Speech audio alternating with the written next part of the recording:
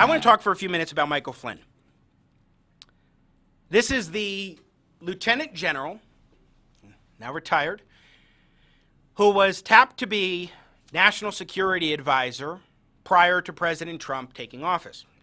The president took office. Flynn became national security advisor despite former President Barack Obama advising against it. Flynn ultimately was fired after having lied to the FBI and after having lied to the vice president, Mike Pence. Now, when it comes to the FBI, that lie, so it wasn't perjury, by the way. Just keep that in mind when we play an Obama clip in a bit. But it was lying to the FBI. However, it was based on an investigation that had no reasonable or justifiable basis, and they completely baited him into it. It literally was, even though it wasn't technically perjury, a perjury trap. And what's so stunning about this story is not just the timeline of how it all unfolded, but the players who'd been involved in this whole thing. In the Wall Street Journal, there was a great piece end of last week entitled "The Mueller Cover-Up" by Kimberly Strassel, and this was actually read on Friday at the press conference held by Kayleigh McEnany, the new press secretary for President Trump. She read parts of it, and I encourage folks to check it out because it really walks through the timeline of how it went about this investigation, including Carter Page and the surveillance warrant from FISA that they never should have gotten at the FBI from the Foreign Intelligence Surveillance Court. We know about all the issues of the FISA situation. But also, she walks through the involvement of Michael Flynn. So be sure to check that out. But I don't want to rehash that. So much as to say that what we learned last week was particularly stunning. Jerry Dunleavy at the Washington Examiner, our partners here on Jimmy at the Crossroads, had a news report that lays out how Sally Yates, former Deputy Attorney General, learned of the Flynn targeting. Now, Sally Yates was the former Deputy Attorney General, as I mentioned, and she was fired in 2017 by the Trump administration, by President Trump, for not moving forward with a defense of his travel ban in court. She felt, no, I don't like this, so I'm not going to defend it in court. And Trump essentially said, you're gone then if you're not going to defend my order in court. I'm the President of the United States. You're supposed to defend my policy. You didn't. I'm going to toss you. She's no fan. Keep this in mind. She is no fan, Sally Yates, of Donald Trump. Now, as Dunleavy reports, newly released documents indicate former FBI Director James Comey kept his superior at the Justice Department in the dark about the Bureau's investigation into retired Lieutenant General Michael Flynn. Former Deputy Attorney General Sally Yates told Special Counsel Robert Mueller's team that she first learned the FBI possessed and was investigating recordings of Flynn's late 2016 conversations with a Russian envoy following a January 5th, 2017 national security meeting at the White House. It wasn't Comey who told her, but former President Barack Obama. Yates, who was briefly the acting attorney general during the early days of the Trump administration before getting fired, and I should have clarified that she was acting attorney general before she was fired, also laid out how in the ensuing days, Comey kept the FBI's actions cloaked in secrecy and repeatedly rebuffed her suggestions that the incoming Trump team be made aware of the Flynn recordings. Now, these recordings they're talking about were conversations that Michael Flynn had with Russian Ambassador Sergei Kislyak. And they had tapped him, in essence, and were tracking those phone conversations. These revelations, the Dunleavy report in the Washington Examiner goes on, appeared in declassified FBI interview notes of the Mueller team's conversation with Yates in August 2017, highlighted by the Justice Department on Thursday as U.S. Attorney for D.C. Timothy Shea moved to drop its criminal charges against Flynn. To quote Attorney General Barr from his interview on CBS News, as Dunleavy does, one thing people will see if they look at the documents is how Director Comey purposely went around the Justice Department and ignored Deputy Attorney General Yates. Deputy Attorney General Yates, I've disagreed with her about a couple things, but you know, here she upheld the fine tradition of the Department of Justice. She said that the new administration has to be treated just like the Obama administration, and they should go and tell the White House about their findings. And you know, Director Comey ran around that. So in other words, Sally Yates at the time was going to be acting Attorney General. And what did she do? She had a meeting with President Obama at the time, still January 5th, Vice President Joe Biden, James Clapper, James Comey, all these heavy hitters we kept hearing come up over the course of the Russia investigation, some of whom were on cable news heralded as experts by CNN and MSNBC on these very stories of the Russia probe, for example. They were all in this meeting. They leave. Most of them leave. Except Obama has Yates and Comey stay behind. And Obama, not Comey, Obama brings up Flynn, and Yates is shocked. According to Yates, quote, Obama started by saying he had learned of the information about Flynn and his conversation with Russian Ambassador Sergei Kislyak. Obama specified he did not want any additional information on the matter, but was seeking information on whether the White House should be treating Flynn any differently. Don't tell me more. I got a general idea. Should we treat this guy differently? But don't tell me more, please. I got enough information, and I want you to continue looking into this. Then, lo and behold, on Friday, audio is uncovered of former President Barack Obama speaking via phone to the Obama Alumni Association, talking about how the Justice Department has wrongfully dropped charges against Flynn. So to be clear, they went to Judge Sullivan, the judge in the case, and said, we think you should drop the charges. The judge, as of this broadcast, has not yet ruled on that request by the Department of Justice. But here is Barack Obama, who again had that meeting talking about the dropping of these charges. The news over the last 24 hours, I think, has been somewhat downplayed about the Justice Department dropping charges against Michael Flynn. And the fact that there is no precedent that anybody can find for someone who's been charged with perjury just getting off scot-free. That's the kind of stuff where you begin to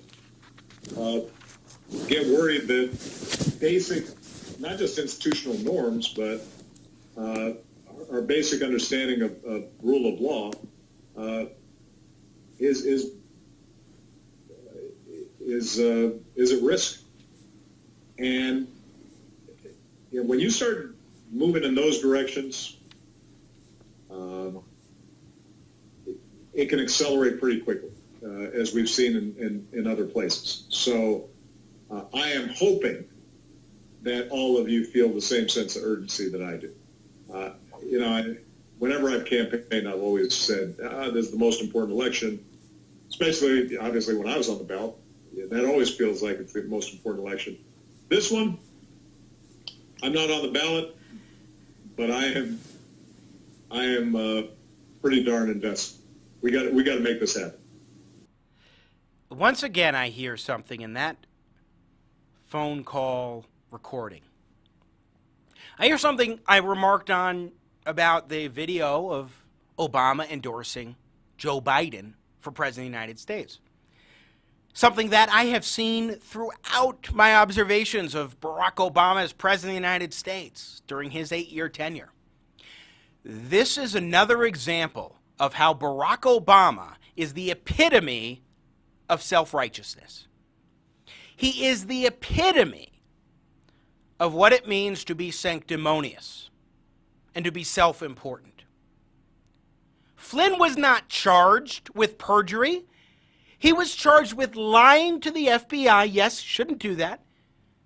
But he was charged with lying to the FBI on January 24th, 2017, not under oath, which is what perjury is, lying under oath, in what was clearly an orchestrated setup for Flynn. This was nearly 20 days after Obama's meeting in the Oval Office. It is something to see, or hear in this case, Barack Obama talk about the rule of law being eroded. Here's Sally Yates. It was not clear when the president first received the information, that is about Flynn, relative to this January 5th meeting of Obama, Yates, and Comey. She was so surprised by the information she was hearing that she was having a hard time processing it and listening to the conversation at the time. These are notes from the Mueller report. So surprised by the information was this Deputy Attorney General, who's no fan of Donald Trump. Remember, she was fired because she didn't want to defend what she thought was an order that she shouldn't defend in court, which was the travel ban. And yet, Barack Obama has the audacity to talk about rule of law. I know he wrote a book called The Audacity of Hope, but man, is this audacious. But that is Barack Obama. Always the man in the right. Always the man who has moral superiority. You know who else has moral superiority? Former Deputy FBI Director Andy McCabe. Let's play this clip. Cut 3. Andrew McCabe on CNN being asked to talk about this. Dropping of the charges or request by the DOJ to do so. Absolutely no limit to what this Attorney General will do, please the President of the United States. Now, the President himself responded to this yesterday with a statement that I think he was referring to you and others who were in the FBI at that time. So listen. He was targeted by the Obama administration, and he was targeted in order to try and take down a president. And what they've done is a disgrace, and I hope a big price is going to be paid. I hope a lot of people are going to pay a big price because they're dishonest, crooked people. They're scum, and I say it a lot. They're scum. They're human scum. I want to give you a chance to respond to that, Andy.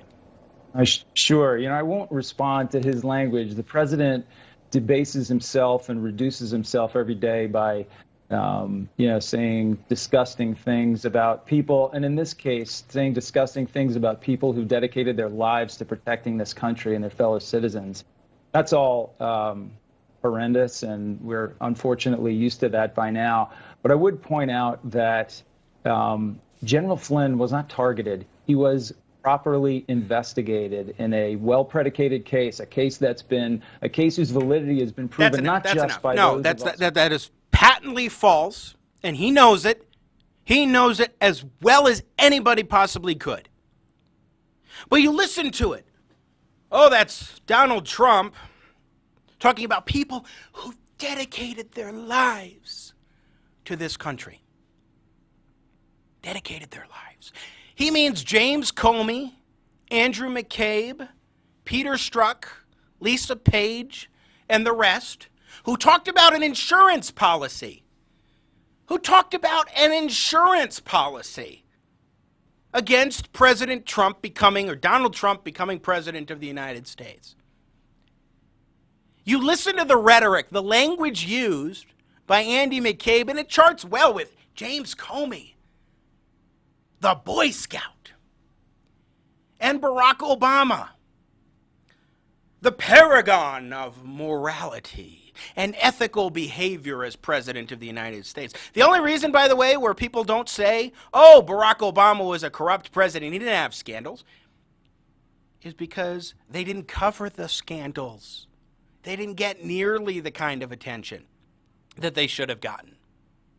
But the bottom line here is that the media is trying to provide as much cover for the Obama team that goes right to the top now, we know, with Barack Obama, then President of the United States, after an election with Donald Trump, incoming president, doesn't give a heads up to Trump. Yeah, he says you shouldn't make Flynn National Security Advisor, but he didn't say this stuff.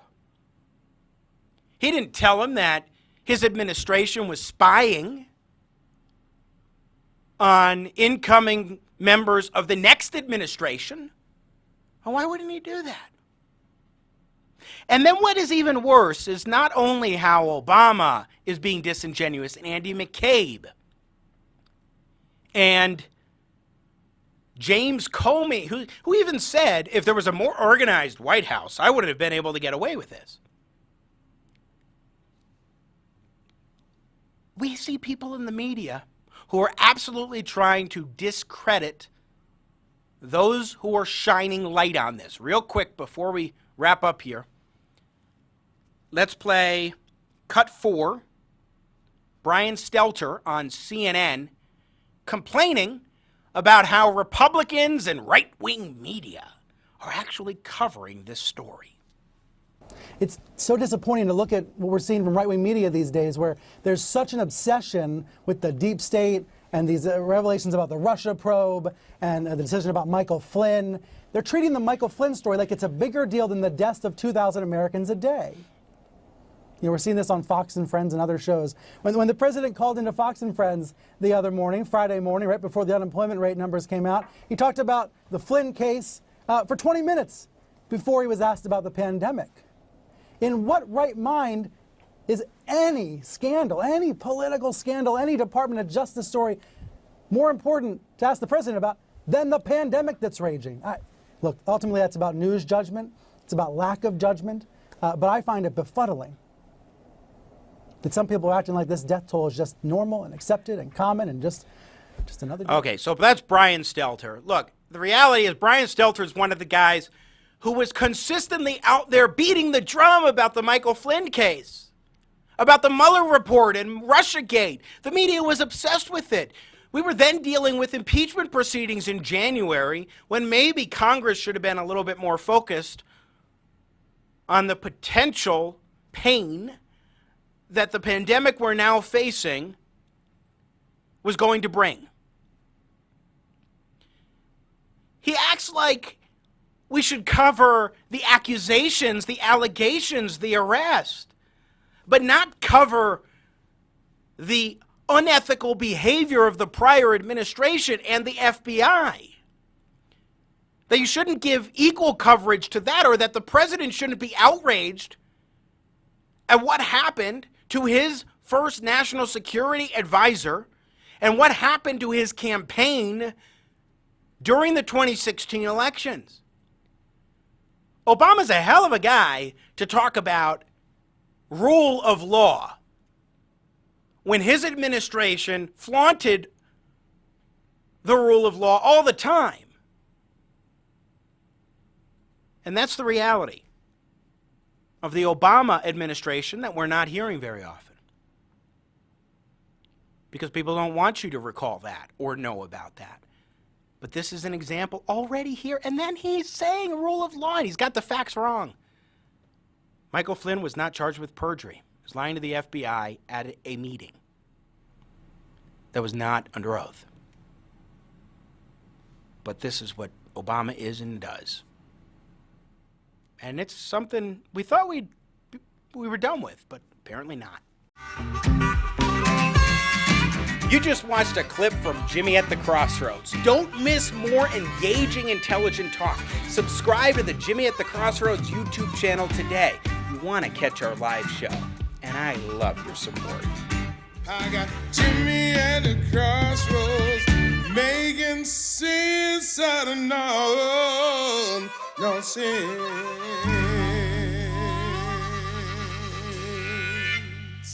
Yeah.